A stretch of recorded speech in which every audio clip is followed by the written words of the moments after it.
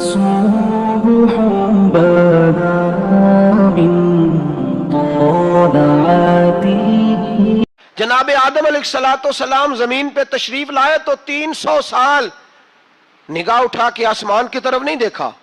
شرم آتی ہے مجھ سے غلطی ہو گئی. اور پھر روتے رہے 300 سال. پھر اللہ فرماتے فَتَلَقَّى آدَمُ مِن رَبِّهِ کلمات. پھر اللہ نے جناب آدم کو کچھ کلمے سکھائے جس کی برکت سے توبہ قبول کی. وہ کلمے کیا تھے؟ امام حاکم فرماتے ہیں وہ کلمے یہ تھے کہ جناب آدم کے دل میں اللہ نے ایک دن بات ڈالی, خود بات ڈالی اللہ نے دل میں. حضرت آدم کہنے لگے اے اللہ, جب میں نے آنکھ کھولی تھی تو جنت کے دروازے پہ میں نے لکھا ہوا دیکھا تھا لا الہ الا اللہ محمد الرسول اللہ صلی اللہ علیہ. جنت کے ہر پتے پر, درخت پر میں نے لکھا دیکھا تھا لا الہ الا اللہ محمد الرسول اللہ. تو جناب آدم کہنے لگے اے اللہ, وہ جو رسول جن کا نام تو نے جگہ جگہ لکھا ہے ان کے وسیلے سے ہی میری توبہ قبول فرما. تو رب کریم نے فرمایا اچھا حبیب کی بات کرتے ہو, چلو آدم فتاب علیہ انہ هو التواب الرحیم. جا میں نے تیری توبہ قبول کی, میں ہوئی بڑا مہربان, میں ہوئی بڑی توبہ قبول کرنے والا. شیخ سعدی فرمایا کرتے تھے اگر تیرے باپ کی توبہ, جناب آدم کی توبہ مصطفیٰ کے وسیلے سے قبول ہوتی ہے, تو کیوں انکاری ہو گیا ہے؟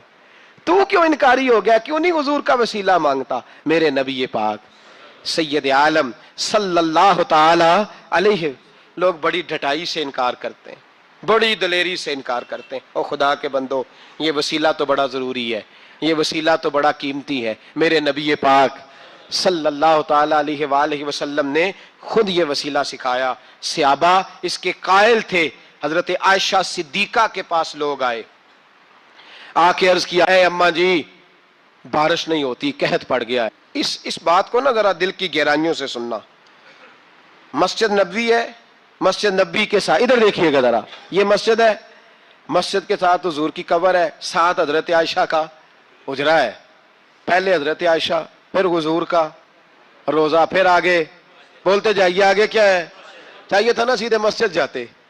حضرت عائشہ کے پاس آئے, توجہ کرنا میری بات. کہ اماں جی بارش نہیں ہوتی, کیا کریں؟ اماں جی نے مسجد نہیں بھیجا, کہنے لگی اس طرح کرو حضور کے دروازے پہ جاؤ اور جا کے نا نبی پاک جہاں دفن ہے وہاں تھوڑی سی نا جو حضور کے سر والی جگہ ہے نا قبر پہ, وہ چھت تھوڑی سی کھول دو, چھت کھول دو. صحابہ کہتے ہیں ہم گئے جہاں حضور کی قبر انور تھی, حضور آرام فرماتے, سرانے والی سائڈ سے تھوڑی سی چھت کھولی, ابھی کھولی تھی اللہ نے فوراً بارش عطا فرما دی. فوراً کہتے ہیں جب بارش ہوئی تو ہم مسجد میں شکرانے کے نفل پڑھنے چلے گئے حضرت عائشہ کے وسیلے پہ, روضہ رسول پہ. اور روضہ رسول کے وسیلے سے اللہ کی یہ طریقہ تو ہمیں صحابہ سکھا رہے ہیں. با خدا خدا کا یہی ہے در, نہیں اور کوئی مفر مکر, جو وہاں سے ہو یہیں آ کے ہو, جو یہاں نہیں تو وہاں نہیں. صحابہ تو دروازے رسول پہ جا رہے ہیں, ایک بار نہیں بار بار جا رہے ہیں. تو اکڑ کے پھر رہا ہے, اکڑ کے پھر رہا ہے. بڑی ضروری ہے یہ بات کرنی, بڑی ضروری, اور یہ بات آپ کے لیے سیکھنی. ذرا غور کریں, شیطان کی غلطی کیا ہے پتہ ہے آپ کو؟ اللہ کو نہیں مانتا تھا. شیطان کی غلطی کیا تھی؟ بولے کس کو ہے؟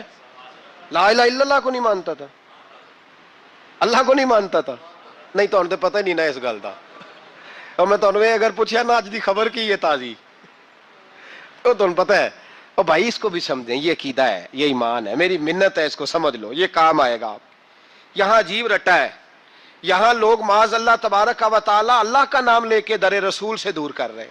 بہت بڑا دھوکہ ہے, بہت بڑی زیادتی ہے. امت کے دلوں پر خنجر چلتا ہے, اور میرا تو کلیجہ پھٹتا ہے جب میں ایسی تحریریں پڑھتا اور سنتا. یار تو کیا بیان کر رہا ہے؟ ڈر اللہ سے مرنا نہیں, نبی پاک کو منہ نہیں دکھانا, تو کیا کر رہا ہے؟ بتا نا شیطان کی غلطی کیا تھی. وہ تو صاف ستھری بات کر رہا تھا, یا اللہ ایک نہیں تو لاکھ سجدہ کرا, میں تجھے کرتا ہوں. اللہ نے فرمایا ادھر آنا, میرے محبوب کو سجدہ کر. کہنے لگا نہیں کرتا. فرمایا فخرج فإنک رجیم, نکل جا تو لعنتی ہے. جو حضرت آدم کو وسیلہ نہ مانے وہ لعنتی ہے, اور جو روضہ رسول پہ کھڑا ہو کے کہے میں نبی کو وسیلہ نہیں مانتا, جو دروازے رسول پہ پہنچ کے کہے میں نبی پاک کو وسیلہ نہیں مانتا, جو مصطفیٰ کے وسیلہ ہونے کا انکار کرے. تو کہتا ہے کہ دنیا میں وسیلہ نہیں مانتا, اللہ تو قیامت کے دن بھی کہتا ہے جو مصطفیٰ کے پاس سے ہو کے آئیں گے میں بخش دوں گا. شفاعتی لعال الکبائر من امتی، حضور فرماتے ہیں موٹے موٹے گناہگار آتے جائیں گے، کالی کملی کے نیچے چھپاتا جاؤں گا، جنت میں بھیجتا جاؤں گا. وہاں قیامت میں تیری معافی نہیں ہو رہی، تو یہاں نہیں مان رہا. بریلی کے امام فرماتے ہیں آج لے ان کی پناہ، آج مدد مانگ ان سے، کل نہ مانیں گے قیامت میں اگر. اور دیکھ تو کہتا ہے میری نمازیں، میرے روزے، میری زکاتیں، میرا جہاد کام آئے گا. سن حضرت عبد الرحمن ابن عوف صحابہ میں سے تگڑا آدمی، اتنا بڑا شخص، اتنا بڑا آدمی کہ جس کے پیچھے میرے رسول نے نماز ادا فرمائی ہے. اتنا بڑا شخص ہر جہاد میں سب سے پہلے، سب سے امیر تھے، صدقات خیرات بڑھ بڑھ کے دیتے تھے، ساری نیکیاں ہیں. ایک بی بی نبی پاک کے لیے قمیض بنا کے لائی. ایک حدیث یہ ہے، یہ بخاری مسلم ہے، ایک حدیث یہ ہے کہ چادر بنا کے لائی، چادر بنا کے لائی، بڑے اچھے نگار نکالے، دروازہ رسول پہ آئی، حضور میری قبول کر لیں. نبی پاک نے چادر اوڑی. اگرچہ ان کا نام شارحین نے لکھا ہے، صحیح حدیث میں صرف ایک صحابی کے لفظ ہے. شارحین کہتے ہیں کہ وہ عبد الرحمن ابن عوف تھے. چلو یار کوئی اور بھی تھے تو صحابی تو تھے نا، صحابی سے زیادہ تو نیک عمل ہم نہیں نہ کر سکتے. وہ صحابی تھے یا حضرت عبد الرحمن ابن عوف تھے. آئے، آ کے کہنے لگے یا رسول اللہ بڑی پیاری لگ رہی ہے آپ کو چادر. حضور بنانے والے نے تو بڑی بنائی تھی، پر جب آپ پہ آئی ہے پھر تو نور نالا نور ہی ہو گئی ہے.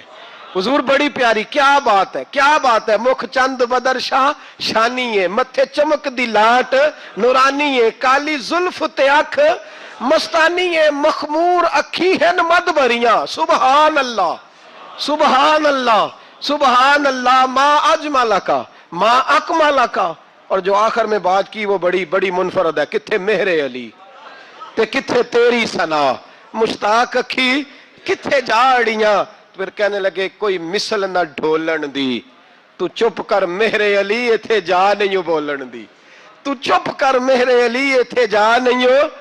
لم جاتی نظیر کا فی نظر مثلے، تو نشد پیدا جانا ایتھے جا نہیں بولن دی. جناب عبد الرحمن، حضور کیا بات ہے، والضحیٰ واللیل اذا سجا. حبیب کیا بات ہے. حضور نے فرمایا تجھے اچھی لگ رہی ہے؟ کہا حضور بڑی اچھی لگ رہی ہے، قربان جاؤں. کون دیتا ہے دینے کو منہ چاہیے، دینے والا ہے سچا ہمارا نبی. حضور نے فوراً چادر اتاری، کا عبد الرحمن لے لو. دے کے حضور چلے گئے. صحابہ گرد کٹھے ہوئے، محفل کا رنگ ہی بدل گیا. تھوڑی دیر پہلے مسکراہٹ تھی. ایک صحابی غصے سے بولے، کہنے لگے عبد الرحمن یار تو تگڑا بندہ ہے، تو چاہے تو ابھی باہر جا کے 100 چادر اس طرح کی خریدے. حضور تو کسی کی قبول ہی نہیں کرتے، بڑی مشکل سے کسی کی چیز لیتے ہیں، غریب کا خیال رکھتے ہیں. حضور نے قبول کر لی تھی تو عجیب آدمی ہے، تو نے مانگ لی، یہ خیال نہیں آیا.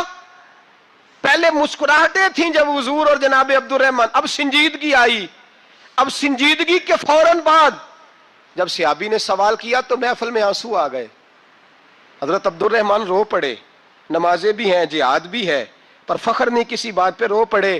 کہنے لگے او بیلیا تیرا کیا خیال ہے، میں نے اوڑھنے کے لیے لی ہے، پہننے کے لیے لی ہے؟ فرمانے لگے نہیں، اللہ کی عزت کی قسم میں نے تو اس لیے لی ہے، جب مروں گا تو گھر والوں کو کہوں گا مجھے نبی پاک کی چادر میں کفن دینا. اٹھانا بخاری پڑھنا، حضور کی چادر میں کفن دینا، اس لیے کہ مجھے پتا ہے جب مصطفیٰ کی چادر اوڑھ کے جاؤں گا تو اللہ بے حساب ہی بخشش فرما دے گا.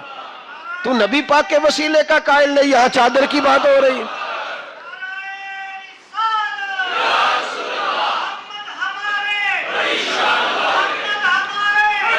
سنیے سنیے اور غور کیجئے. حضرت مولا علی شیر خدا رضی اللہ، ان کی اماں نے نا حضور سے بڑا پیار کیا. حضرت ابو طالب کے گھر میں نبی پاک نے پرورش پائی. ان کی والدہ حضرت علی کی والدہ جناب فاطمہ بنت اسد حضور سے بڑا پیار کرتی. صحابہ کہتے ہیں اس دن حضور بڑا روئے جس دن حضرت فاطمہ نے مدینے میں انتقال فرمایا. فاطمہ بنت اسد جناب علی کی والدہ فرماتے ہیں جب خبر ملی کہ حضرت علی کی والدہ وصال کر گئی تو حضور رونے لگے. فرمایا وہ علی کی نہیں، وہ تو میری ماں تھی، میری اماں تھی. امام ابو نعیم نے لکھا ہے، کہتے ہیں حضور نے فرمایا جب میری اماں کو غسل دینے لگو نا، کفن پہنانے سے پہلے مجھ سے پوچھ لینا. صحابہ کہتے ہیں کفن دینے سے پہلے عورتیں آئیں، حضور کیا کرنا ہے؟ نبی پاک اندر گئے، جو قمیض پہنی ہوئی تھی وہ اتار کے دی. فرمایا چٹے رنگ کا سفید رنگ کا کفن نہ دینا، میرا کرتا پہناؤ میری اماں کو. حضور نے کفن دیا. حضرت ابو ذر غفاری فرماتے ہیں جب جنازہ پڑھ لیا نا تو نبی پاک فرمانے لگے قبر صحیح بنائی ہے تم نے؟ حضور صحیح بنائی ہے. فرمایا نہیں لگتا نہیں. فرماتے ہیں یہ کہتے کہتے میرے نبی قبر میں اتر گئے, میری آنکھیں برس پڑی. میں نے کہا علی کی اماں رب تجھ سے کیا حساب لے گا, ساری رحمتیں تو پہلی تیری قبر میں آ گئی. عشق سرکار کی ایک شمع جلا لو دل میں, بعد مرنے کے قبر میں بھی اجالا ہوگا. نبی پاک قبر میں لیٹے پھر بیٹھے, فرمایا صحیح ہے قبر. پھر میرے نبی پاک نے دفن کیا ان کو. پھر دیر تک دعا کرتے رہے اور رو کے فرمانے لگے اے اللہ اپنے نبیوں کے وسیلے سے اور میرے وسیلے سے میری اماں کی قبر روشن کر دے. حضرت ابو ذر فرماتے ہیں کسی کا دل نہیں کرتا اس کی ماں مرے, آج میرا دل کرتا تھا کاش میری مر جاتی, یہ فضیلت میری اماں کو نصیب ہوتی. سیدنا ابو ذر فرماتے جب حضور رخصت ہونے لگے تو میں قریب گیا, میں نے کہا حبیبہ ذرا یہ رنگ مجھے بھی سمجھائیں. تو حضور نے فرمایا میں نے اپنا کرتا اس لیے پہنایا ہے کہ جب میرا کرتا فاطمہ بنت اسد کو پہنایا جائے گا تو اس کے توسل سے اللہ انہیں جنت کا جوڑا عطا فرمائے گا. اور قبر میں اس لیے اترا ہوں کہ جب میں قبر میں اترا ہوں تو اب میری اماں کی قبر تنگ نہیں ہوگی بلکہ اللہ میری برکت سے کشادگی عطا فرما دے گا. پسے مردن فرشتوں نے جو تلاشی لی تو کیا نکلا, فقط ایک دل کے گوشے سے خیال مصطفیٰ نکلا. اور میاں صاحب تو تڑپ اٹھے, کہنے لگے قبر میری تے میرے پیرا جے کر پاویں پھیرا, قبر میری تے. چلو زندگی میں بھی دعا رہی, زندگی میں بھی دعا رہی کہ تو آئے, میں کو جیتے میرا دل بر سونا کیوں کر اس نو بھاواں, وہ ویڑے میرے وڑدا نہ ہی میں پئی لکھ وسیلے پاواں. میں نے زندگی میں بھی کہا وہ نہیں آیا, کی سی جے درد بن کے آ جاندو, وہ نہیں آیا. میاں صاحب کہتے ہیں میری قبر میں بھی یہ دعا رہی, قبر میری تے میرے اب پیرا جے کر پاویں پھیرا, قبر میری تے میرے اب پیرا جے کر پاویں پھیرا, قبر دے وچوں ہڈیاں اٹھ کے مجرا کر سن تیرا. تو آ تو صحیح. میرے رسول پاک سید عالم صلی اللہ علیہ وسلم خود قبر میں لیٹ گئے. او بھائی یہ وسیلہ اتنا پیارا, یہ وسیلہ. حضرت ابو ذر فرماتے دل کرتا تھا یہاں میری اماں ہوتی, اتنی کرم نوازیاں, اتنی بندہ نوازیاں, اتنی رحمتیں.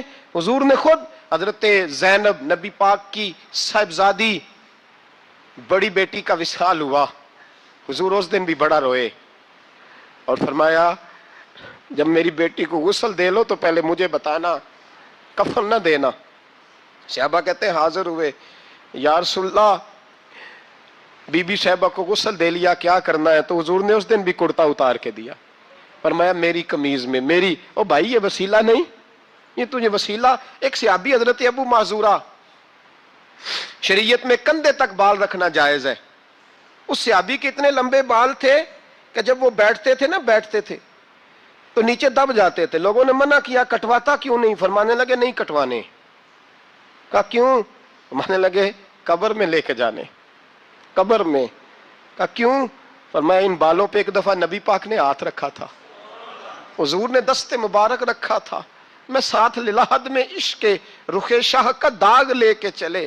ہم نے اندھیری رات سنی تھی چراغ. عبداللہ بن عتیق صحابی ہیں, حضور نے گستاخ قتل کرنے بھیجا, انعام دیے. انتقال کا وقت آیا تو بچوں کو بلایا, کہنے لگے یہ ایک ڈنڈا ہے, عصا ہے, جب مروں تو میری قبر میں رکھنا. کہا ابا جی سنا نہیں کبھی کسی نے ڈنڈا قبر میں رکھا ہو, عصا آپ کی قبر میں کیوں رکھے؟ فرمایا بیٹا تمہیں پتہ نہیں, یہ معمولی نہیں, یہ وہ ہے جو میرے رسول نے مجھے دیا تھا. یہ میری قبر میں, قبر میری تے میرے اب پیرا جے کر پاویں پھیرا, قبر دے وچوں ہڈیاں اٹھ کے مجرا کن سن تیرا. پسے مردن فرشتوں نے جو تلاشی لی تو کیا نکلا, فقط ایک دل کے گوشے سے خیال حضرت انس بن مالک کہتے ہیں مر جاؤں تو حضور کے منہ مبارک میری زبان کے نیچے رکھ دینا. حضرت امیر معاویہ فرماتے ہیں میرے پاس حضور کے ناخن ہے, جب میں مروں تو میرے کفن میں رکھ دینا. میرے اعلیٰ حضرت فرماتے ہیں ہمارے پاس کوئی شے نہیں, کوئی شے نہیں, نہ ہمارے پاس حضور کے بال مبارک. ہم کم نصیبوں کے پاس, ہم غریبوں کے پاس نہ منہ مبارک, تو حضور آپ کے پاس کیا ہے؟ فرمانے لگے لحد میں عشق رخ شاہ کا داغ لے کے چلے. کہنے لگے کلیجہ پھاڑ کے دیکھو اندر دل پہ میں نے نبی کا نام جو لکھا ہوا ہے. لحد میں عشق رخ شاہ کا داغ لے کے چلے. ہم نے اندھیری رات سنی تھی چراغ لے کے چلے. حضور کا نبی پاک صلی اللہ علیہ وسلم کا وسیلہ جو ہے, اس موضوع پر ہی بولتے جانے کو دل کر رہا ہے لیکن اس عنوان کو ختم بھی کرنا ہے. ایک ہے حضور کا وسیلہ, ایک ہے اولیاء کا وسیلہ. یہ بات بھی 2-4 منٹ میں سمجھ لیں. صحیح بخاری مسلم میں میرے نبی پاک نے فرمایا ہے, حضور فرماتے ہیں لوگ جہاد کرنے جائیں گے, ایک زمانہ آئے گا میرے بعد لوگ جہاد کریں گے, پوچھا جائے گا تم میں کوئی صحابی ہے؟ کہا جائے گا ہے, تو نبی پاک فرماتے ہیں صحابی کی وجہ سے اللہ فتح عطا فرما دے گا. گویا ولی کا وسیلہ دینا.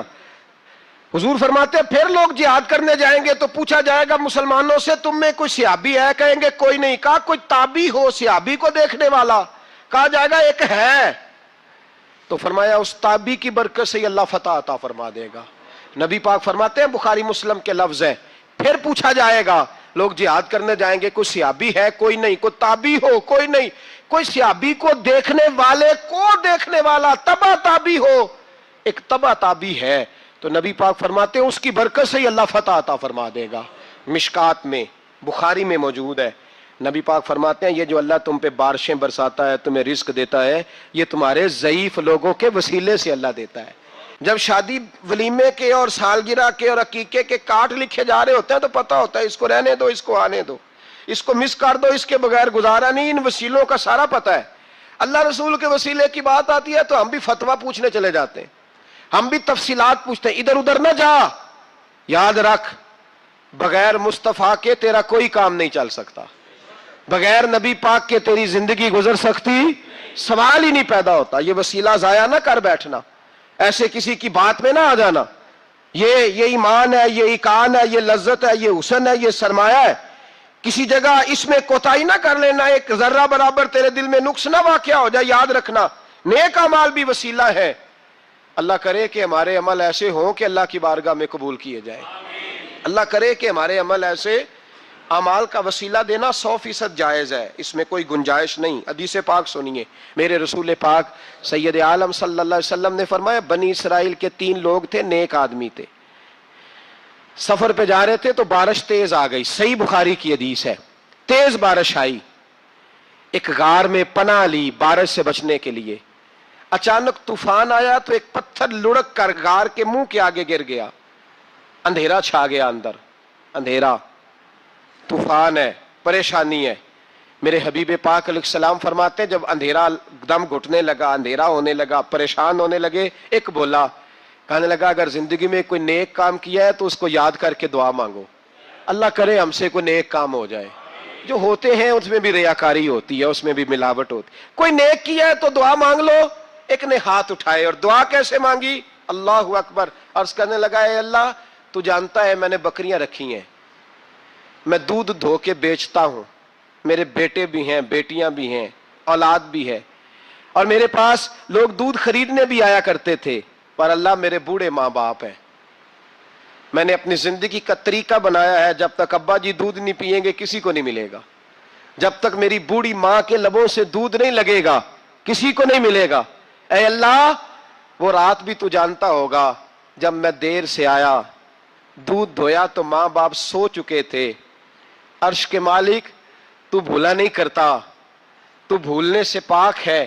میرے رب میں دودھ کا پیالہ لے کے ساری رات کھڑا رہا ماں باپ کے سرانے, نہ میں نے دودھ بیچا نہ میں نے بچوں کو دیا. آدھی رات کے بعد ان کی آنکھ کھلی, انہوں نے دودھ پیا. اے اللہ میری اماں بھی مجھ سے بڑی راضی ہوئی, میرا باپ بھی بڑا راضی ہوا. مالک اگر وہ عمل واقعی تجھے قبول ہے تو اس مصیبت سے نجات دے دے. میرے نبی پاک علیہ السلام فرماتے اس نے یہ وسیلہ دے کے دعا مانگی تو اللہ نے پتھر سرکا دیا. پہلے روشنی نہیں آ رہی تھی, اب روشنی آنی شروع ہو گئی. پتہ چلا جو زندگی میں روشنی چاہتا ہے وہ ماں باپ کی نوکری کرے, جو زندگی میں روشنی چاہتا ہے وہ ماں باپ کی بلے شاہ تو آسمانی اڈدیاں پھڑنا ہے, اور جڑا گھر بیٹھا انہوں پھڑیا ہی نہیں. ان کی نوکری کرو روشنی ملے گی. دوسرا بولا, اس نے کہا اے اللہ تجھے پتہ ہے میں نے کئی لوگ مزدوری پہ رکھے ہوئے ہیں. ایک شخص مزدوری کرتا تھا تو کچھ किलो कुछ शेर चावल, कुछ चावल उसकी मजदूरी बने। मिसाल देके समझाता हूं, 10,000 के चावल उसकी मजदूरी बन गए। मैंने उसको कहा मजदूरी ले ले, तो वो नाराज होके चला गया नाराज होके। लेकिन ए अल्लाह, मैंने उसका माल खाया नहीं, मैंने मजदूर का हक रखा नहीं। ए अल्लाह, मैंने 10,000 अलहदा कर दिया, वो चावलों की कीमत मैंने अलहदा कर दी। जब मैं कारोबार करता तो मैंने उसका पैसा इन्वेस्ट कर लिया, फिर उस पैसे से मैं कमाता रहा। एक वक्त आया कि जमाने बीत गए, वो 10,000 10 लाख या यूं समझ ले 10 करोड़ हो गया। कई गायें, कई ऊंट, कई प्लाट आ गए। ए अल्लाह, कई जमाने के बाद वो मजदूर लौटा और कहने लगा साहब मैं गरीब हो गया हूं, तंगदस्ती आ गई है, बूढ़ा हो गया, वो मेरे पैसे तो दे दें। तुम ए अल्लाह, मैं बेईमान नहीं हुआ, एक रत्ती बराबर भी मेरे दिल में मैल नहीं आई। मैंने कहा ये इतनी दर्जन गायें तेरी, ये ऊंट तेरे, ये प्लाट तेरे। वो कहने लगा तू मुझसे मजाक करता है, मेरे तो थोड़े से चावल थे, यूं समझ ले 10,000 के और इतना कुछ। मैंने कहा वो तेरे पैसे, तू नाराज होके चला गया, मैंने ढूंढा तो मिला नहीं। वो तेरे पैसे मैंने इन्वेस्ट किए तो आज ये सारा सरमाया उसी का है। अल्लाह, वो बूढ़ा मजदूर जब इतनी गायें मिली, इतने ऊंट मिले, इतने उसे प्लाट मिले, तो वो रोता दुआएं देता गया, ऐ अल्लाह, अगर तुझे मेरा वो अमल काबिल कबूल है तो इस मुसीबत से निजात अता फरमा। मेरे नबी पाक सैयद आलम सल्लल्लाहु अलैहि वसल्लम फरमाते, पत्थर थोड़ा और हट गया। अब तीसरा बोला, अमल का वसीला दे के, ओ भाई कोई अमल बचा के रख, कुछ कर ले, कुछ जिंदगी में इकट्ठा कर ले। कोई तो ऐसा अमल हो जब कयामत आए तो तू मुसीबत से बच सके, तू कब्र में मुसीबत से बच सके, तू दुनिया में मुसीबत से बच सके। मेरे रसूल पाक सैयद आलम सल्लल्लाहु अलैहि वसल्लम फरमाते, तीसरा बोला, कहने लगा है अल्लाह, तू जानता है मैं जवान, मैं राना, मैं हसीन, मुझे औरतें दावत देती थी, अपनी तरफ मायल करती थी, लेकिन मैं किसी पर ना देखता। बस एक चचा की बेटी पे मैं आशिक हो गया, उसके मैं करीब जाने लगा, बुलाने लगा। 100 दिनार भी इकट्ठे किए उसको देने के लिए। एक ऐसा वक्त आया कि वो राजी भी हो गई। ए अल्लाह, तन्हाई भी आ गई। यूं समझ लो कि मैं जवान भी, हसीन भी, मालदार भी, मैं चाहूं तो एक एक दिन में 4-4 दफा मैं बदकारी कर सकता था। ए अल्लाह, सारी खूबियां थी। वो बीबी मेरे पास आई, कमरा, तन्हाई, कोई देखने वाला नहीं था। जब मैं उसके करीब जाने लगा तो वो औरत कहने लगी, तू रब से डर जा, रब से डर जा, रब से डर जा। ए अल्लाह, ताकत भी, जवानी भी, हुस्न भी, माल भी, मैं सब कुछ कर सकता था पर तेरे लिए। और अगर मुसलमान होगा तो कहेगा ए अल्लाह, तेरे रसूल के लिए। ए अल्लाह, मदीने वाले चांद की बात मान के, ए अल्लाह, आमिना के मासूम की बात मान के, ए अल्लाह, जनाबे फातिमा ज़हरा के अब्बा की बात मान के मैंने अपने नफ्स की ख्वाहिश को कुचला और कुचल करके मैंने वो गुनाह नहीं किया, उसको आजाद कर दिया। अगर वो अमल तेरी बारगाह में कबूल है तो निजात दे दे।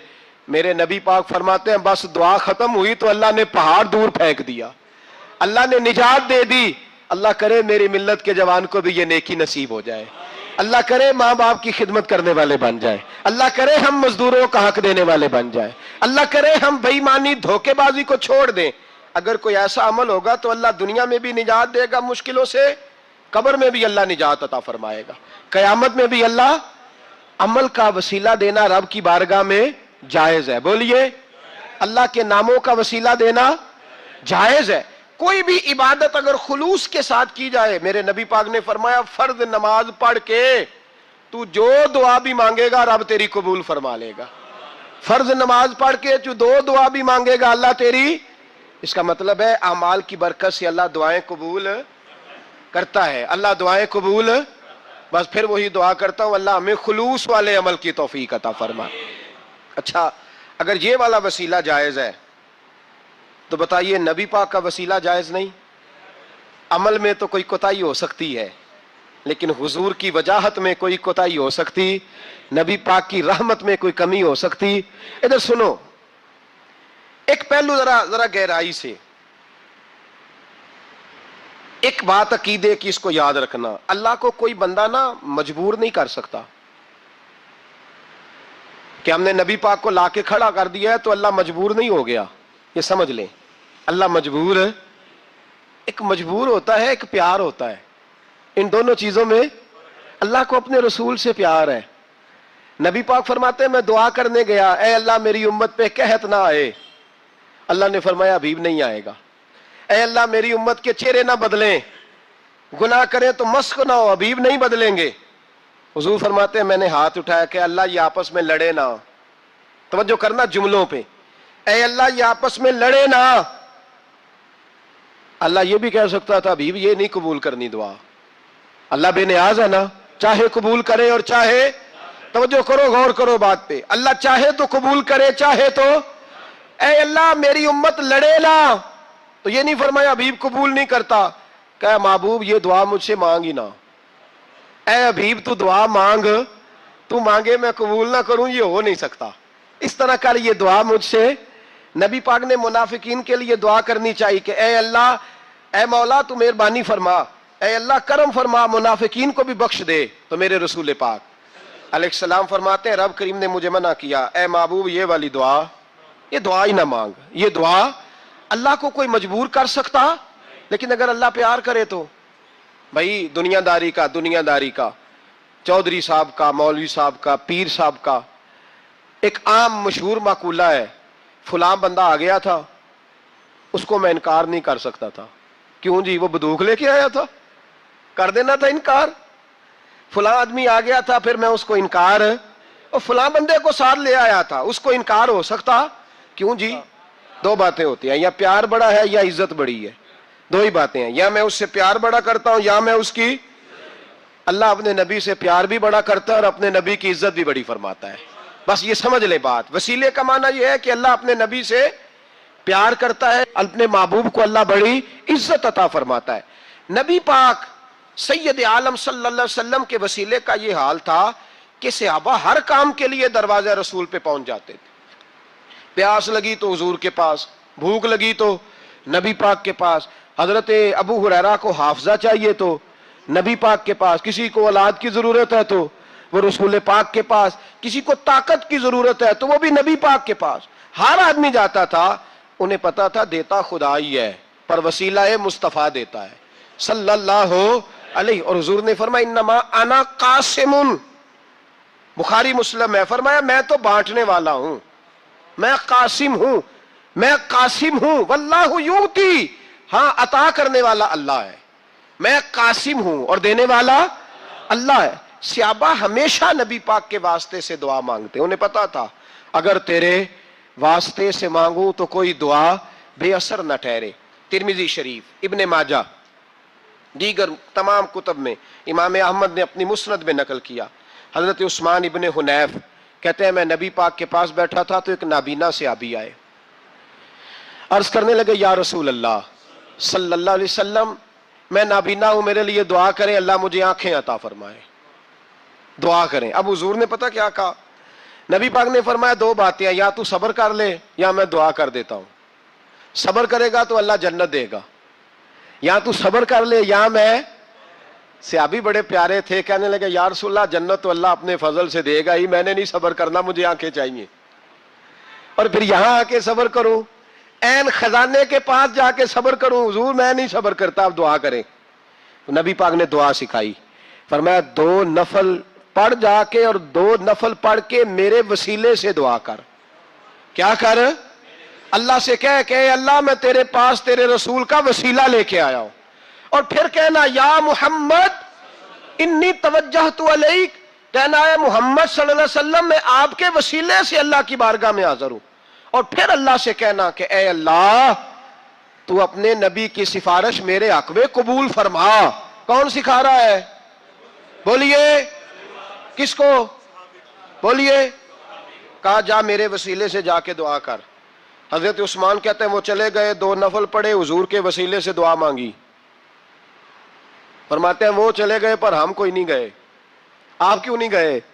تو صحابہ کا نظریہ بتاتا ہے کہ وہ گئے اس لیے نہیں کہ ہم حضور کا معجزہ دیکھ کے ہی جائیں گے، کہتے ہم گئے نہیں، تھوڑی دیر گزری تو وہ صحابی جو اندھے گئے تھے جب واپس آئے ہیں تو اللہ نے انہیں آنکھیں عطا فرما دی، گئے تھے تو نابینا تھے، آئے تو بینا ہے۔ میرے نبی پاک صلی اللہ علیہ وسلم کا توسل، حضور کا وسیلہ خود حضور نے سکھایا ہے خود نبی پاک نے اور صحابہ کرام علیہم رضوان اس مزاج پر پورے عامل تھے.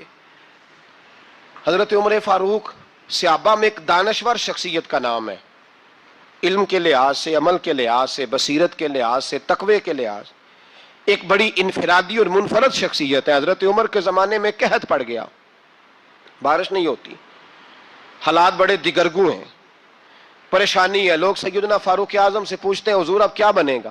جو میں نے پہلے حدیث آپ کی خدمت میں عرض کی وہ ترمذی اور ابن ماجہ سے. اب جو حضرت عمر کی روایت عرض کر رہا ہوں یہ صحیح بخاری میں موجود ہے. حضرت عمر فاروق رضی اللہ تعالیٰ عنہ کا زمانہ مبارکہ، قلت آ گئی، قحط آ گیا، بارش شدید ہے، صحابہ پریشان ہے. جناب عمر فاروق رضی اللہ تعالیٰ عنہ سے کہتے ہیں حضور کرنا کیا ہے؟ حضرت عمر پہلے تو خاموش رہے، پھر حضور کے چچا جناب عباس کو بلایا، کوئی بات نہیں کی. جناب عباس کا بازو پکڑا اور کھلے میدان میں لے گئے. حضرت عمر دعا کرتے ہیں اور پوری امت کو دعا کا طریقہ بتلاتے ہیں. حضرت عمر کہتے ہیں اگر قبول کرانی ہے تو یہ طریقہ اختیار کرو، اگر اللہ کی بارگاہ میں دعاؤں کو مستجاب کرانا ہے تو یہ رنگ ہے جو امت مسلمہ کو میں سکھا رہا ہوں. حضرت عمر نے جناب سیدنا عباس رضی اللہ تعالیٰ عنہ کو کھڑا کیا سامنے اور دعا فرمائی، اللہم انا نتوسل الیک بنبیک، اے اللہ ہم تیری بارگاہ میں تیرے نبی کے وسیلے سے دعا کرتے ہیں، فتسقینا، ہمیں بارش عطا فرما. ہمیں کس کے وسیلے سے؟ حضور. اور پھر کہا اللہم انا نتوسلک بام نبیک، اے اللہ ہم نے اپنے نبی کے چچا کے وسیلے سے بارش عطا فرما. اے اللہ ہمیں اپنے رسول کے چچا کے وسیلے سے، حضرت عباس کے وسیلے سے بارش دے. صحابہ کہتے ہیں جب ہم گئے تھے دعا مانگنے تو خشک سالی تھی، اور جب گھروں کو آ رہے تھے تو ہمارے کپڑے بارش سے بھیگ چکے تھے. اللہ نے بارش عطا کس کے وسیلے سے؟ حضرت عباس. اچھا یہ بات یہاں قابل غور ہے، حضرت عمر کے وسیلے سے بھی دعا ہو سکتی ہے، دعا سیدنا عمر فاروق کے وسیلے سے بھی. لیکن حضرت عمر رضی اللہ تعالیٰ عنہ نے نبی پاک کے چچا، چونکہ حضرت عباس جب آیا کرتے تھے تو حضور کھڑے ہو کے استقبال فرماتے تھے آپ کو دیکھتا ہوں تو مجھے اپنے والد کی یاد آتی ہے. حضرت سیدنا عمر نے بتلایا کہ میں اس کو لے کے جا رہا ہوں جو نبی پاک کے زیادہ قریب ہے، جو حضور کے زیادہ قریب ہے، ان کے وسیلے سے دعا فرمائی. امت کو کیا درس دیا؟ فرمایا جو بھی حضور کے قریب ہو اس کے وسیلے سے دعا کرو، اللہ تمہیں آسانیاں نصیب فرمائے گا. اب ہمارا حال یہ ہے، انتشار ہی انتشار ہے، اختلاف شک کی شک ہے، پریشانی. واضح حدیثیں موجود ہیں. میں آج ایک صاحب کو پڑھ رہا تھا، پتہ نہیں لوگ کیوں پریشانی کا شکار ہیں، کیوں لوگ اس آزمائش کا شکار ہیں. کہتے ہیں جی وسیلہ نہیں دینا چاہیے، سیدھا نیک عمل کرو. او میرے بھائی، میں نے کہا کہ اللہ کسی وسیلے کا محتاج، اللہ محتاج نہیں، لیکن اس کی عادت ہے وہ وسیلے کو پسند فرماتا ہے. باریک بات مشکل ہوتی ہے لیکن موٹی بات تو سمجھ میں آنی چاہیے نا. کوئی شخص ایسا ہے جسے اللہ نے بغیر ماں باپ کے وسیلے کے پیدا کر دیا ہو، حالانکہ اللہ پیدا کرنے پہ قادر حضرت آدم کو کیا ہے نا، حضرت حوا کو، جناب عیسیٰ علیہ السلام کو بغیر باپ کے پیدا. لیکن یہ اس کی عادت، وہ جب پیدا کرتا ہے تو ماں باپ کے وسیلے سے پیدا کرتا ہے، پھر جب روزی دیتا ہے تو پھر بھی کسی نہ کسی، کیا اس نے حکم دے دیا؟ روزی کون دیتا ہے؟ تو اللہ کا یہ حکم ہے کہ کنڈی لگا کے اندر پنکھا چلا کے سوئے رہو، روزی پہنچ جائے گی. کہتا اٹھ، کوئی سبب پیدا کر، باہر نکل، محنت کر، وسیلہ بنا. جو آدمی کہتا ہے جی میں کپڑے سی بھی خود لیتا ہوں، استری بھی کر لیتا ہوں، دھو بھی لیتا ہوں، اس سے سوال یہ ہے کہ بنا بھی لیتے ہو؟ اس کا مطلب ہے اللہ نے بندوں کو بندوں کا محتاج، بندوں کے لیے بندوں کا وسیلہ اللہ نے رکھا ہے. ہماری یہ موٹی سی بات بھی عقل میں نہیں آتی، موٹی سی بات بھی. کہتا ہے جی نہیں ڈائریکٹ، او خدا کے بندے تھوڑا غور کر، دیتا اللہ ہی ہے اور دے گا بھی اللہ ہی. لیکن جو ذرائع، جو وسیلے، جو سبب اللہ نے ہمارے لیے مقرر کیے ہیں، ہم اس سبب کا انکار کر سکتے؟ شفا کون دیتا ہے؟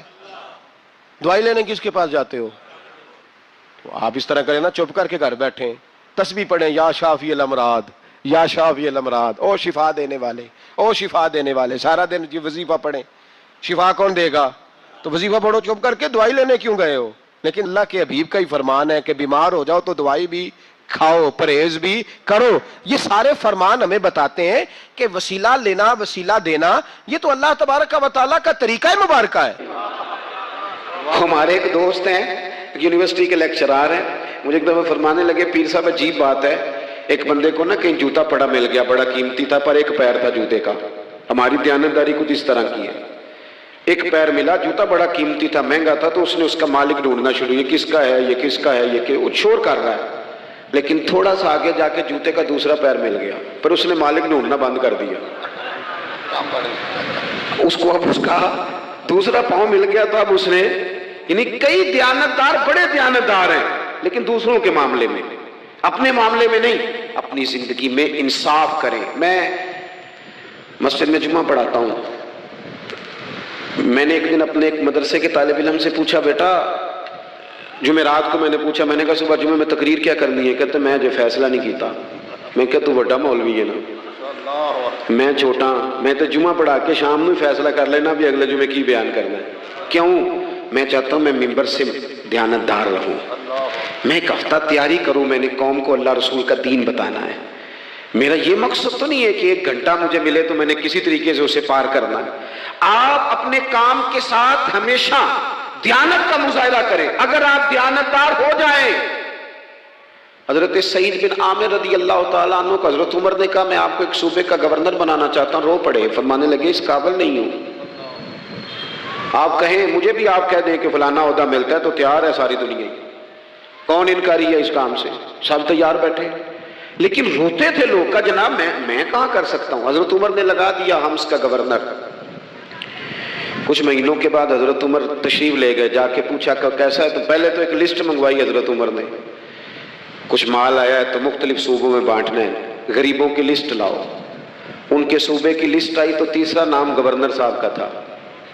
وہ کہا تمہارا گورنر مسکینوں غریبوں میں؟ کہنے لگے حضرت صاحب جو لسٹ بنانے والے تھے وہ کہنے لگے اب ان کے وجود پر جو کپڑے ہیں جگہ کوئی نہیں بچی, پیوند کہاں لگانے ہیں. دامان توکل کی یہ خوبی ہے کہ اس پر پیوند لگے ہوتے ہیں پر دھبے نہیں ہوتے, پیوند لگے ہوتے ہیں پر دھبے نہیں ہوتے. حضرت عمر نے معلومات کی ان کے صوبے میں جا کے, تمہارا گورنر کس طرح کا ہے؟ عرض کی حضور 4 شکایتیں. یہ جمہوریت ہے. آج تو ہر سیاسی جماعت میں ڈکٹیٹرشپ ہے, آج کہاں جمہوریت ہے.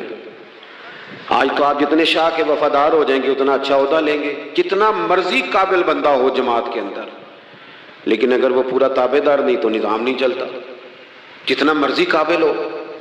حضرت سعید بن عامر رضی اللہ تعالیٰ عنہ 4 شکایتیں, عام آدمی شکایتیں کر رہے ہیں. حضرت عمر نے کہا کون کون سی؟ انہوں نے کہا جی پہلی شکایت یہ ہے کہ ہمارے گورنر, توجہ ہے میرے بھائیوں کی, انہوں نے کہا جی پہلی شکایت یہ ہے کہ گورنر صاحب صرف دن کو ملتے ہیں, انہیں رات کو بھی لوگوں سے ملنا چاہیے. دوسری شکایت یہ ہے کہ جب شروع میں آئے تھے تو فجر کے بعد بیٹھ جاتے تھے, مسائل سنتے تھے, اب سورج نکلنے پر اشراق چاشت کے ٹائم 8, 9, 10 بجے آتے ہیں. تیسری شکایت یہ ہے کہ ہفتے میں ایک دن ملتے ہی نہیں. چوتھی شکایت یہ ہے کہ کبھی کبھی ایسے رونے لگتے ہیں, بیٹھے بیٹھے بے ہوش ہو جاتے ہیں. تو آپ نے دیوانہ آدمی ہمیں دے دیا ہے. حضرت عمر فاروق رضی اللہ تعالیٰ عنہ نے حضرت سعید بن عامر کو مجمع میں پوچھا, جناب آپ پبلک کے نمائندے ہیں, آپ کو سوالوں کے جواب دینے چاہیے, بتلائیے نا. اور یہ پبلک کے نمائندے صرف سیاستدان نہیں ہوتے, پیر صاحبان بھی ہوتے ہیں, مسجد کا خطیب بھی ہوتا ہے. اگر حضرت عمر سے پوچھا جا سکتا ہے کرتا کہاں سے آیا, تو پیر صاحب سے بھی تو پوچھا جا سکتا ہے نا. ان کو بھی جواب دینا چاہیے, ان کو بھی بتانا چاہیے, اس لیے کہ وہی تو دعویٰ کر رہے ہیں فقر بتانے کا. تو حضرت عمر نے 4 سوال کہا, سعید آپ کے ذمہ 4 سوالوں کے جواب ہیں. تو حضرت سعید بن عامر نے گردن جھکائی, کہنے لگے پہلے ہی کہا تھا میں گورنری کے قابل نہیں. فرمایا اب تو بن گئے ہونا, جواب تو دینا ہے, حضور بتلائیے. فرمایا پہلا سوال آپ سے یہ ہے کہ یار لوگ کہتے ہیں رات کو کام پڑ جاتا ہے اور آپ ملتے نہیں. تو حضرت سعید بن عامر نے اپنی داڑھی پکڑ لی, عرض کی حضور یہ ساری سفید ہو گئی ہے, بڑھاپا ہے. دن مخلوق کے لیے رکھا ہے, رات اپنے رب کے لیے رکھی ہوئی ہے. اگر پھر بھی کسی کو شوق ہو تو سعید بن عامر جب بھی ملے گا مسجد میں ملے گا, ساری رات بارگاہ ربوبیت کی. او سنگیو تھوڑا مسلح بھی یار مضبوط کر لو, تھوڑا سا نا, ہم نہ تھک گئے ہیں فون سن کے. بہت سارے لوگ ایسے ہیں جن کے وجود نہیں اتنی تھکے جتنے دماغ تھک گئے. کمنٹس پڑھ کے, کمنٹس دے کے, رائے دے کے بڑے بڑے باصلاحیت لوگوں کے حافظے کمزور ہو گئے. خدا را اپنی صلاحیتوں کو زنگ لگا لو گے. یہ تو جتنے لوگ ہیں میڈیا چلانے والے، ان کو تو میڈیا چلانا ہے، اور اب تو پتہ نہیں کتنے چینل اور کتنے لوگ اور سوشل میڈیا پہ کتنے، اور ادھر کتنے تو ادھر کتنے. خدا را کچھ وقت اگر مصلی پہ ملے تو آپ یقین کریں روح تازہ ہو جاتی ہے. لمبی لمبی دعائیں مانگیں، اپنے رب کو اپنے دکھ سنائیں، رسول پاک کی بارگاہ میں یہ نذرانے پیش کریں، آپ محسوس کریں گے وجود طاقتور ہو گیا. حضرت سعید بن عامر کہنے لگے رات مصلی پہ گزارتا ہوں. دوسرا سوال آپ سے یہ کرنا تھا کہ یہ لوگ کہتے ہیں کہ آپ پہلے فجر میں آ جاتے تھے، اب اشراق چاشت کے بعد 9-10 بجے نکلتے ہیں. تو حضرت سعید بن عامر نے گردن جھکائی، کہا یہ میرا راز تھا، میری پرائیویٹ بات تھی. کہا جناب اب تو لوگوں کا سوال ہے. تو آپ فرمانے لگے میرے گھر میں خادم کوئی نہیں، غریب آدمی، بیوی بیمار ہو گئی ہے. 35 سال اس وفادار عورت نے میری ڈیوٹی کی ہے، بیماری میں چھوڑ دوں تو وفاداری تو نہیں نا. سویرے اٹھتا ہوں، گھر کا کام کرتا ہوں، پھر بیوی کے لیے ناشتہ بناتا ہوں، اسے کھانا کھلاتا ہوں، تیاری کرتے آتے دیر ہو جاتی ہے. دوسرے سوال پر لوگ رو پڑے. کہا تیسرا اعتراض آپ پہ یہ ہے کہ ہفتے میں ایک دن ملتے نہیں. تو حضرت سعید بن عامر کہنے لگے میں نے کہا تھا میرا پردہ نہ کھولا جائے، میں بڑا راضی ہوں رب کی عطاؤں پہ، میں کیوں کسی کے سامنے اپنا دکھ بیان کروں. گردن کو جھکا دیتا ہے خیرات کا پتھر، جہاں میں مانگنے والوں کے سر کبھی اونچے نہیں ہوتے. اور غیرت ہے بڑی چیز جہاں تگ و دو میں پہناتی ہے یہ فقر کو تاج سردارا. آپ موقع دیں جی، بڑی مہربانی، چھوڑ دیں جی تھوڑی 1 منٹ صرف جی ہمیں دیں، بولے نہیں پیار سے جی، ناراض نہیں ہونا، آپ ہمیں موقع دیں. بات بھی اب تقریباً قریب ہونے کے قریب آئی. کہا حضرت سیدنا سعید بن عامر رضی اللہ تعالیٰ عنہ نے فرمانے لگے میں نے کہا تھا یہ میرا پردہ ہے. یہ نہ سنایا کریں آپ دکھ لوگوں کو. یہ غریب کہتے ہیں میں کسی امیر کے ساتھ لگ جاؤں گا تو کچھ بھی نہیں بنتا. چھوڑ دیں آپ، دکھڑے رب رسول کو سناؤ، خیرات بھی ملے گی اور عزت بھی ملے گی. وہ دیں گے اور کسی کو بتائیں گے بھی نہیں. حضرت سعید بن عامر رضی اللہ تعالیٰ عنہ سے تیسرا سوال ہوا. کہا جناب آپ ہفتے میں ایک دن ملتے نہیں. تو فرمانے لگے میرا راز تھا پر بتا دیتا ہوں، جوڑا ایک ہی ہے میرے پاس، ہفتے میں ایک دن دھو لیتا ہوں، پھر بیوی کے کپڑے پہن کے سارا دن بیٹھا رہتا ہوں. اگر دوسرا جوڑا ہو تو یہ کام نہ کروں. حضرت عمر رو پڑے. کہا جلدی سے چوتھے سوال کا جواب بھی دے، کبھی کبھی روتے ہو تو بے ہوش ہو جاتے ہو. وہ پھر رو پڑے. عرض کرنے لگے حضور 40 سال کی عمر میں کلمہ پڑھا. میرے سامنے حضرت خبیب کو پھانسی دی گئی مکے میں. جب وہ اپنی پچھلی غلطیاں یاد آتی ہیں تو پھر رو پڑتا ہوں. یاد ماضی عذاب ہے یا رب. میں تکلیف میں آ جاتا ہوں، سوچتا ہوں اگر اللہ نے سوال کیا تو کیسے جواب دوں گا، اس لیے برداشت نہیں ہوتا تو رو پڑتا ہوں. 4 سوالوں کے جواب دیے تو حضرت سعید بن عامر کہنے لگے اب آپ نے مجھ سے سوالوں کے جواب تو لے لیے، اب میری سزا کا بھی تو اعلان کریں نا، بتائیں نا. تو حضرت عمر نے ہاتھ اٹھائے اور کیا لفظ کہے. کہے اللہ میرے نبی کی امت کو اس طرح کے کچھ اور لوگ بھی عطا فرما، کچھ اپنی زندگی میں دیانتدار ہو جائیں. تیسری بات آپ کی خدمت میں عرض کرنی ہے. رسول پاک صلی اللہ تعالیٰ علیہ وسلم نے نا ہمیں خالص کیا ہے. حضور کا سارا دین اخلاص کا درس دیتا ہے. یہ جو ریاکاری ہوتی ہے نا، نوجوانوں میری بات پہ غور کرنا، یہ جو ریاکاری ہوتی ہے نا یہ بنیادی طور پر اداکاری ہوتی ہے. اداکاری بندہ زیادہ کر نہیں سکتا، تھک جاتا ہے. مخلص زندگی وہ ہوتی ہے جو آپ نارمل جیتے ہیں. مخلص آپ ہوتے ہیں جب آپ اپنی والدہ کے پاس نہیں بیٹھے ہوتے. آپ نے جب 5 سٹار ہوٹل میں روٹی کھانی ہے نا تو پھر آپ کو پلیٹ کے ساتھ ٹیشو پیپر بھی ساتھ رکھنا پڑتا ہے. پھر رج کے روٹی کھائی بھی نہیں جاتی. رج کے کب کھائی جاتی تھی؟ میں ایک جگہ مجھے بڑے اچھے ہوٹل میں رکھا گیا اور مجھے بڑا انہوں نے محبت کی. تو جب میں لوٹ رہا تھا نا واپس پاکستان تو مجھے کہہ رہے تھے آپ کو مزہ تو آیا ہوگا. میں نے کہا نہیں جی، سچ پوچھیں تو پھر یہ ہے کہ مزہ جب ہی آتا تھا جب اماں سویرے روٹیاں پکاتی تھی. وہ کہندی سی پتر ہے پیڑا نہ اتنے کول ہی لے آیا. تو اس کے پاس بیٹھتے تھے تو پھر اماں جب سالن دیتی تھی تو کہتی تھی ہور نہیں ملنا، دوجیوں نے بھی دینا ہے. اور پھر لطف اس وقت آتا تھا جب بار بار کہتے تھے اماں جی چلو تھوڑا جاتے تھے ہونا ہونا تھوڑا چاہ، تو پھر اماں کئی دفعہ کہتی تھی کہ میں نے وہ اس سے نکال کے فریج میں رکھ دیا، بڑے بھائی نے کام سے آ کے روٹی کھانی ہے، اب یہ برتن ہے اسی کو صاف کر لے۔ او بھائی میں نے اپنے ابا جی کو دیکھا خودداری کر، میں نے ایک دن ان سے پوچھا میں کہ ابا جی تو انہوں پسند کی ہے، ہم پڑھتے تھے نا انٹرویو اخباروں میں تو 2-4 سوال ہر بندہ پوچھتا تھا، اب تو انٹرویو زیادہ لوگ لیتے ہیں تو اب تو کبھی اتنا موقع ہی نہیں ہوتا کس کا سنیں کیا کریں، یہ تو چھوڑ دیا کام۔ اخبار میں کبھی انٹرویو آتا تھا تو مسجع مکفہ ہوتا تھا، لکھنے والے بھی اچھے ادیب ہوتے تھے، جملے چبھتے نہیں تھے طبیعت میں، تو 2-4 سوال بڑے ضروری ہوتے تھے، پھول کون سا پسند ہے، کھانے میں کیا پسند ہے، رنگ کون سا پسند ہے، یہ 2-4 سوال ہر ایک سے ہوتے تھے۔ میں نے اپنے والد صاحب سے ایک دن پوچھا میں کہ ابا جی تو انہوں پسند کیے تے فرمان لگے پتر جے تے لگی ہوئے بھوک تے پھر ہر تے جے نہ لگی ہوئے تے پھر نخرے ہی نخرے نے، تو اس لیے بھوک لگی ہو۔ وہ ہمیں پتہ کیا بتاتے تھے، میں آج بھی نا بہت ساری چیزیں گاڑی میں رکھ لیتا ہوں، آج بھی جو کھانا اپنی مرضی سے کھاتا ہوں وہ پیٹ بھر کے کھایا جاتا ہے، جو تصویروں کی شدت سے باہر ہوتا ہے وہ کھایا جاتا ہے، اس کو آپ قبول کر لیتا آپ کا وجود۔ یاد رکھنا میرے عزیز، میرے نبی پاک صلی اللہ علیہ وسلم نے فرمایا ہے بہترین روٹی وہ ہے جو تو اپنے ہاتھوں کی کمائی سے کھاتا ہے، وہ بہترین رزق ہے جو تو، اور حضور نے فرمایا اللہ کے نبی حضرت داؤد محنت کر کے کھانا کھاتے، دعوتوں پہ جا جا کے تو بندہ بیمار رہنے لگ جاتا ہے، وہ تو کام ہی ختم ہو جاتا ہے۔ والد صاحب کہا کرتے تھے کہ لو میں پا دیتے نے تانوں دانے پڑولے چ تے ماں تہاڈی نے تانوں چار پا دیتا ہے، لو ہن تانوں پرواہ نہیں ساریاں گرمیاں، موج کرو، یہ اصل تھا ہمارا۔ اس پہ واپس آ جائیں، اس پہ آ جائیں، یہ صحت افزا روٹیاں یہ کھائیں، بڑی گاڑیوں کا اور بڑی چیزوں کا شوق چھوڑ دیں، محنت ڈٹ کے کریں، لیکن زندگی اصل پہ لے آئیں، اصل زندگی خالص ہوتی ہے۔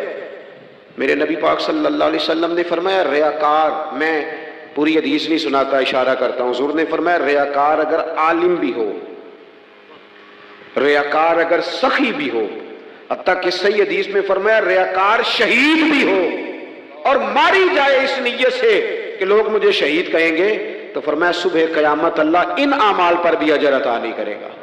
اپنی زندگی میں اخلاص پیدا کریں، اور جب خلوص آتا ہے، جب للہیت آتی ہے، مشکل ترین خلافت حضرت ابوبکر صدیق کی ہے، یہ جو حضرت عمر نے بڑی اعلیٰ خلافت کی ہے نا، یہ بنیادیں حضرت ابوبکر نے مضبوط کر کے دی تھی، فتنوں کے تو سر کچل دیے تھے حضرت صدیق اکبر نے، اب حضرت عمر کے لیے کام کرنا انہوں نے آسان کر دیا تھا۔ میں اکثر کہا کرتا ہوں کہ حضرت عمر کی خلافت کی مضبوطی میں بڑا کردار حضرت ابوبکر صدیق کا ہے، اگر وہ مضبوطیاں نہ کرتے اتنی تگڑی تو کام آگے چلتا نہیں تھا۔ حضرت سیدنا ابوبکر صدیق کو بڑے فتنوں کا سامنا تھا، ختم نبوت کے محاذ پر کام کرنا ہے، منکرین زکوٰۃ پیدا ہو گئے، امت کو سنبھالنا ہے، یہ ساری ڈیوٹیاں کر کے نا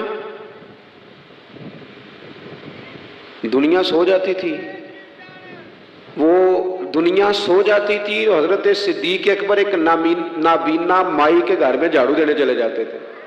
جب بندہ مخلص ہو جاتا ہے نا، ایک نابینا معذور عورت جھاڑو دے رہے ہیں، جب تھوڑا سا وقت بچتا نا عصر کے لیے، یہ ٹائم میں نے اپنے لیے رکھا ہوا ہے، تو مدینہ شریف میں ایک بیوہ تھی جس کی 5-6 بیٹیاں تھی، بیٹا کوئی نہیں تھا، اس کے گھر جاتے تھے، بکریوں کا دودھ دھو کے آتے تھے، معمولی آدمی نہیں، خلیفہ وقت کی بات، کس لیے؟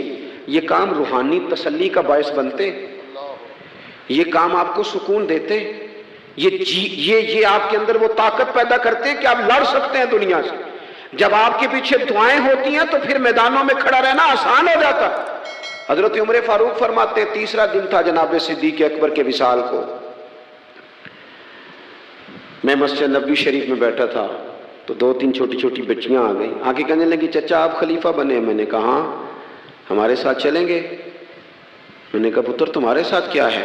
کہنے لگے ابو بکر صدیق عصر کے بعد ہمارے گھر آتے تھے، ہمارا بھائی کوئی نہیں، باپ انتقال کر گئے، بکریوں کا دودھ دھو کے دے جاتے تھے، کچھ بیچ کے گزارا کر لیتی تھی، کچھ پی لیتی تھی، 3 دن سے میری ماں رو رہی ہے، میری بہنیں روتی ہیں، اکھاں جدو میٹیاں زمانہ مینوں روے گا، اونج تے بے قدراں کچھ قدر نہ جاتی، کیتی خوب تسلی ہو، لیکن اکھاں جدو میٹیاں زمانہ مینوں روے گا، اپنا تے اپنا بیگانہ بھی مینوں روے گا، جدو نہ میں دسیا میں خاراں نوں میں خانے وچ، پھر جام ٹوٹ جان گے تے میں خانہ مینوں روے گا، کئی لک لک رون گے تے کئی بک بک رون گے، گلیاں دا یانا تے سیانا مینو روے گا۔ اور کسی نے کہا تھا میرے مرنے پہ ہر سو شور مچ جائے گا دیکھو گے، یہ رحمت کی امید لگاتے کہا، کرم کی امید، عاجزی سے کہا، نذرانے میں کہا کسی درویش نے، کہنے لگے میرے مرنے پہ ہر سو شور مچ جائے گا دیکھو گے، کہنے الوداع سرکار خود تشریف لائیں گے۔ اور کسی نے کہا تھا کہ بعد مرندے مکھڑا میرا ہو جاوے جے تازہ، پھر سمجھ لینا محبوب میرے نے آن پڑیا جنازہ۔ تو بھائی اپنی زندگی میں